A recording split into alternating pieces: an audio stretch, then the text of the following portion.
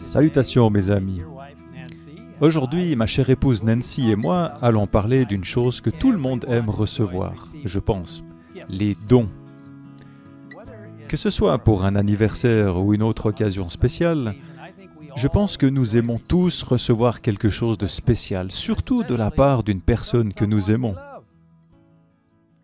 En fait, plus important encore que le don lui-même, aussi merveilleux soit-il, c'est la personne qui a pris le temps et l'effort de préparer et d'offrir le don. Cette relation personnelle, cette attention, est de loin la chose la plus spéciale, car elle nous dit que quelqu'un nous aime et se soucie de nous. Dans Matthieu 25, Jésus raconte l'histoire d'un homme qui a confié des dons précieux ou talents à ses ouvriers. Au verset 14 et 15, nous lisons « Le royaume des cieux ressemblera au cas d'un homme qui, partant pour un voyage, appela ses serviteurs et leur remit ses biens. Il donna 5 sacs d'argent à l'un, 2 à l'autre et 1 au troisième, à chacun selon sa capacité, puis il partit aussitôt. » Les versets 16 à 18 continuent en disant « Celui qui avait reçu les 5 sacs d'argent s'en alla travailler avec eux et gagna 5 autres sacs d'argent.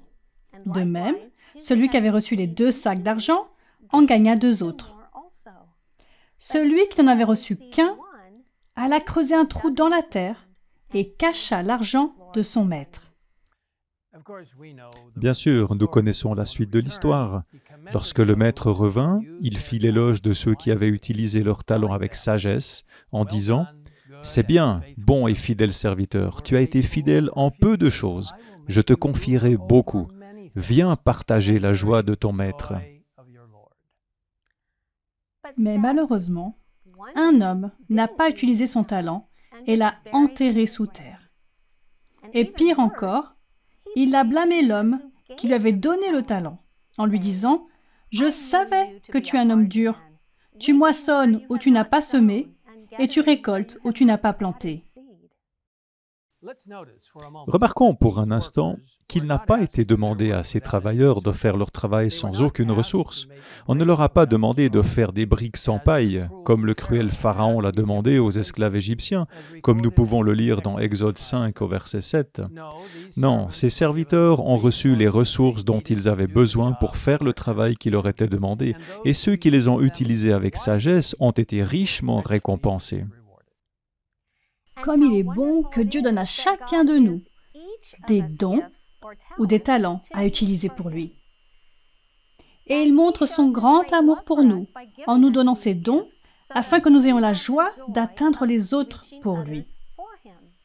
Et il n'y a pas de plus grande joie que de voir quelqu'un répondre à l'incitation du Saint-Esprit lorsqu'il travaille à travers nous. Il a donné à chacun de nous ce dont nous avons besoin pour accomplir le travail auquel il nous a appelés. Nous le lisons dans la croyance fondamentale numéro 17 des Adventistes du 7e jour. À toutes les époques, Dieu pourvoit tous les membres de son Église de dons spirituels que chacun doit employer afin d'exercer un service d'amour pour le bien de l'Église et de l'humanité. Accordés par l'intermédiaire du Saint-Esprit qui les distribue à chacun en particulier comme il le veut, les dons mettent à la disposition de l'Église toutes les compétences et les ministères nécessaires à l'accomplissement de sa mission divine. D'après les Écritures, ces dons peuvent s'exercer dans le domaine de la foi, de la guérison, de la prophétie, de la prédication, de l'enseignement, de l'administration, de la réconciliation, de la compassion et du service d'amour désintéressé pour le soutien et l'encouragement d'autrui. Certains sont appelés par Dieu et qualifiés par le Saint-Esprit pour remplir des fonctions reconnues par l'Église. Pasteurs, évangélistes et enseignants, ministères particulièrement nécessaires pour former les membres en vue du service, pour développer la maturité spirituelle de l'Église et maintenir l'unité de la foi et de la connaissance de Dieu. Lorsque les membres emploient ces dons spirituels comme de fidèles économes des divers bienfaits de Dieu, l'Église est préservée de l'influence délétère des fausses doctrines. Elle se développe conformément à la volonté divine et s'édifie dans la foi et dans l'amour. Si vous souhaitez en savoir plus sur les dons spirituels et les ministères, nous vous invitons à consulter le site indiqué ci-dessous.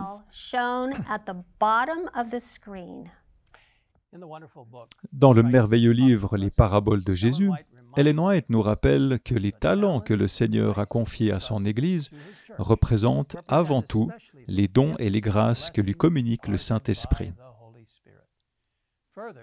De plus, elle écrit « La parabole ne représente pas seulement les dons particuliers du Saint-Esprit, elle concerne toutes les facultés et tous les dons, qu'ils soient innés ou acquis, naturels ou spirituels. Tous doivent être employés au service du Christ. » Avez-vous déjà senti que Dieu vous appelle à faire quelque chose qui vous met au défi? Quelque chose qui est hors de votre portée?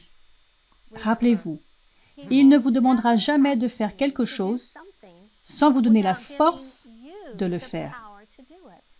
Nous recevons cette merveilleuse promesse.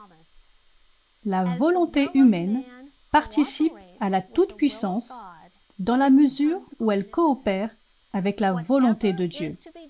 Tout ce qui se fait sur son ordre doit être accompli par sa force. Tout ce qu'il ordonne, il le donne. Mes amis, je vous invite aujourd'hui à réfléchir aux talents que le Seigneur vous a donnés. Êtes-vous prêt à les utiliser pour lui? Il veut et peut vous fournir tout ce dont vous avez besoin pour accomplir le travail qu'il vous a confié en ce moment même. Faisons une pause maintenant pour nous consacrer à lui dans la prière avec les talents qu'il nous a donnés.